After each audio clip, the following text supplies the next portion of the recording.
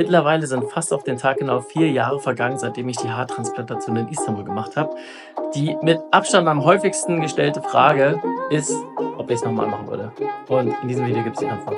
Also angefangen hat das Ganze ja relativ harmlos eigentlich, denn ich hatte mal so einen Bekannten, der hat zu mir gesagt, ey Mensch, Robin, da vorne die Haare bei dir, die werden ja auch immer weniger. Und dann ist mir eigentlich aufgefallen, ach krass, das sehe jetzt nicht nur ich, sondern das sehen jetzt auch andere Leute und das fällt auch anderen Leuten auf. Also selbst diese ganzen Kaschierungsversuche, die ich dann immer angestellt habe mit ja, Cappy aufsetzen, die Haare so zu stylen, dass man die Geheimratsecken nicht sieht, selbst das hat irgendwann nicht mehr funktioniert und Leute sprechen mich sogar schon aktiv darauf an, dass die Haare vorne immer weniger werden. Das war natürlich nichts für mich, weil das sowieso schon eine Schwachstelle war, mit der ich zu kämpfen hatte. Und ich wollte natürlich nicht, dass andere Leute das auch noch sehen und sogar so intensiv sehen, wie ich das sehe. Dann habe ich mir halt gesagt, okay, jetzt will ich das ändern. Ich muss dagegen jetzt irgendwie was tun, wo ich dann angefangen habe, online zu recherchieren und gesagt habe, okay, was kann ich denn eigentlich selber dagegen unternehmen, wenn diese ganzen Produkte, die man kaufen kann auf dem Markt, eigentlich gar nicht richtig funktionieren. Habe dann direkt die größten Kliniken rausgesucht, die so eine Haartransplantation anbieten. Habe natürlich Elite als einer der größten direkt in Istanbul gefunden und bin dann auf deren Website, habe mich ein bisschen belesen, habe das Formular dann zur Ersteinschätzung ausgefüllt und von da an ging das Ganze eigentlich super schnell. Vielleicht auch ein bisschen zu schnell, weil ich konnte darüber gar nicht so wirklich richtig nachdenken, sondern ich war eigentlich mehr so frustgetrieben und habe das Ganze gemacht, weil ich so dachte, okay, ich will irgendwas tun, damit ich mich in meiner eigenen Haut auch wieder besser fühlen kann. Also im Endeffekt wollte ich gerne wieder in den Spiegel schauen, ohne mich selbst dabei schlecht zu fühlen oder mich unsympathisch zu finden. Und ja, so fing dieser ganze Kanal an. Ich habe am 5. Juli 2021 das erste Video hochgeladen. 2 Tage später bin ich dann schon nach Istanbul geflogen und 1,5 Tage später war ich wieder zurück. Also ich glaube, ich war nicht mal 1 oder 2 Tage komplett dort in Istanbul. Es war wirklich nur so für die OP. Die OP, die war auch eigentlich ziemlich heftig, wenn ich so drüber nachdenke im Nachgang. Also im Endeffekt ging sie also 8 Stunden. Ich glaube, 3 Stunden waren so die Entnahme der Grafts und dann 4 Stunden wieder das Einsetzen. Und man liegt natürlich da die ganze Zeit bei vollem Bewusstsein. Ich glaube zu wissen, dass es heutzutage auch mit einer Vollnarkose geht. Damals ging das aber nicht oder wurde mir zumindest nicht angeboten. Ich habe also nur so eine Beruhigungstablette genommen, habe am Anfang so gedacht, die brauche ich eigentlich gar nicht, aber ich war dann doch ganz froh, dass ich die genommen habe, weil ich dann scheinbar doch ein bisschen entspannter und ein bisschen ruhiger war. Weil du liegst natürlich da und du hörst die ganze Zeit diese Geräusche, du hörst, wie sie da in deinem Kopf rumhämmern, du merkst es natürlich auch. Wenn ich das überstanden habe, danach wird eigentlich alles nur besser, dann kann es nur besser werden. Aber dann fängt der ganze Spaß eigentlich richtig erst an, weil du hast dann Schorf auf dem Kopf, du hast eine juckende Kopfhaut, du hast eine Frisur, die du vorher noch nie unbedingt so hattest, weil, also in meinem Fall zumindest, ich hatte ja vorher nie so wirklich kurze Haare, ich hatte ja immer so mittellange Haare oder so, dass man die irgendwie stylen konnte oder was damit machen konnte. Es war jetzt nie so, dass ich so einen richtigen Buzzcut hatte. Und nach der OP hast du aber wirklich 0,0 Zentimeter sozusagen auf dem Kopf. Und das war schon eine Sache, da musste ich mich erstmal dran gewöhnen. Und natürlich hatte ich zum einen die Wunde, die ich behandeln musste. Also man muss natürlich jeden Tag dann pflegen, man muss Pflegeprodukte auftragen, man muss so Cremes auftragen. Man muss auch besonders auf seine Ernährung achten, denn der Körper hat eine riesengroße Wunde oder viele kleine Wunden zu versorgen, die natürlich dann eine große Fläche abdecken. Dementsprechend muss man sich gut ernähren und gut auf seinen Körper achten. Man muss sich pflegen, man muss sich schonen. Und man ist natürlich super ungeduldig, weil man hat so viele Jahre darunter gelitten und ich war auch so, okay, endlich habe ich das hinter mir, wann sehe ich denn jetzt endlich die Ergebnisse? Aber das Problem ist ja, dass man die Ergebnisse erst so wirklich nach 12 Monaten sieht. Das heißt, man wartet ewig lang und wenn man Pech hat, in meinem Fall war das Gott sei Dank nicht so, aber wenn man Pech hat, dann fallen die Haare ja auch erst nochmal komplett aus. Das heißt, die umgesetzten Haare, die hinten sind und dann vorne sitzen, die werden ja erstmal noch komplett, die verschwinden ja komplett wieder. Dann ist man wahrscheinlich erstmal frustriert und demotiviert und denkt sich so, okay, warum habe ich das Ganze jetzt gemacht, wenn sich eigentlich nichts tut? Wie gesagt, in meinem Fall sind sie Gott sei Dank drin geblieben. Aber diese kleinen Stoppelchen, die da unten rauskamen, waren jetzt auch nicht unbedingt so die kräftigsten Haare, die man sich so vorstellen kann. Das heißt, es hat wirklich lang gedauert, ehe dann mal so richtig kräftige Haare nachgewachsen sind. Irgendwann kommt dieser Moment, wo es in deinem Kopf anfängt so zu rödeln, wo man dann anfängt zu verstehen, so okay, da ist jetzt was anderes.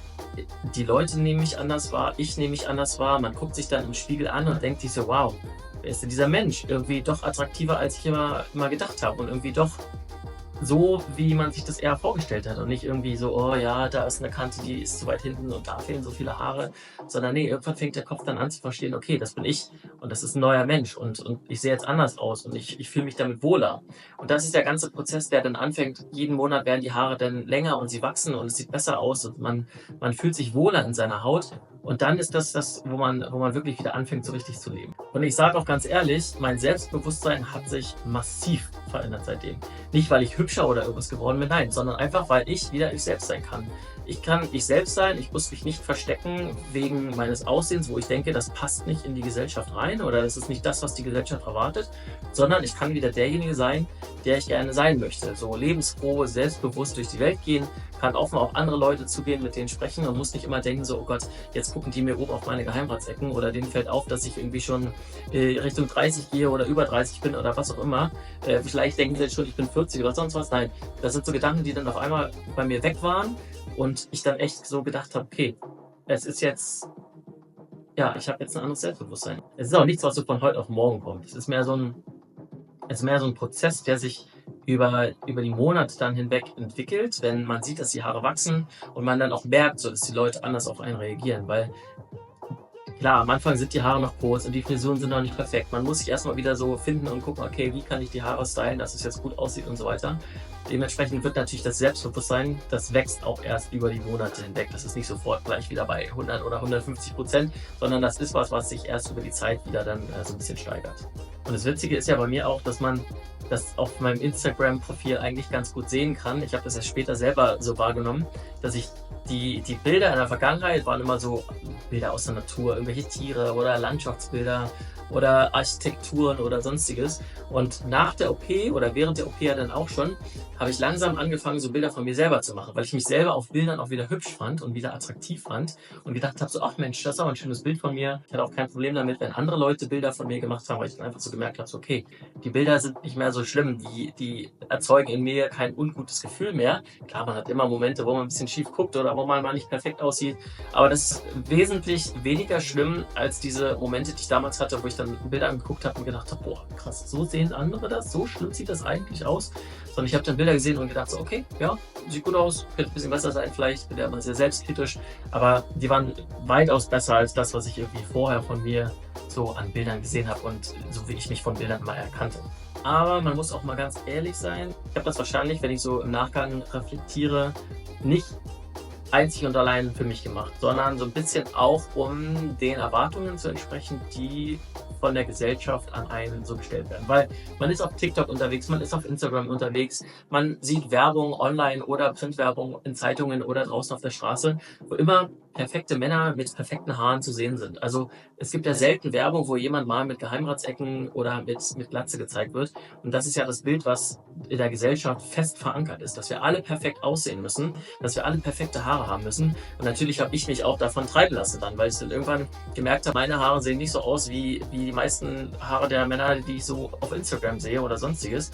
Und dementsprechend habe ich das natürlich dann angezweifelt und habe mich selber auch dann damit nicht mehr wohlgefühlt.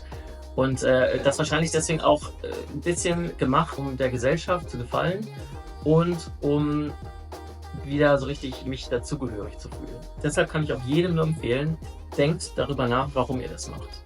Denkt darüber nach und überlegt, ob es euch belastet, ob es wirklich was ist, was euch wie so eine Art Komplexe im täglichen Leben begleitet, ob es euch wirklich emotional angreift oder ob ihr es nur macht, weil ihr denkt so, ah ja gut, ich muss jetzt mal wieder ein bisschen besser aussehen oder sowas. Macht es aus meiner Sicht bitte nur, wenn ihr wirklich davon persönlich oder psychisch irgendwie Nachteile empfindet. Also nicht einfach nur, weil ihr so denkt, okay, ich muss jetzt das mal machen irgendwie alle. Es ist kein Trend. Also ich habe es auch gemacht, weil ich mich wirklich, wirklich unwohl gefühlt habe. Wie gesagt, basierend wahrscheinlich auf der gesellschaftlichen Erwartung, die so draußen existiert.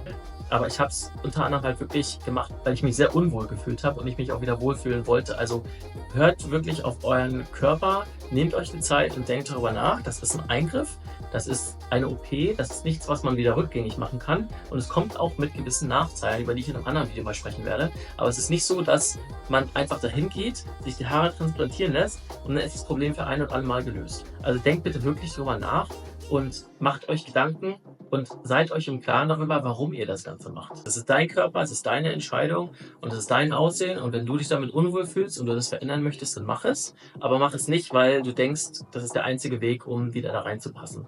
Denn das ist es nicht. Es gibt auch noch andere Möglichkeiten. Es muss nicht unbedingt eine OP sein. Es gibt auch noch andere Möglichkeiten, die man machen kann, damit man wieder volles Haar bekommt. Also jetzt nochmal rückblickend würde ich es nochmal machen. Ich glaube ja. Allein schon deshalb, weil sich mein Leben zumindest extrem verändert hat, extrem gewandelt hat.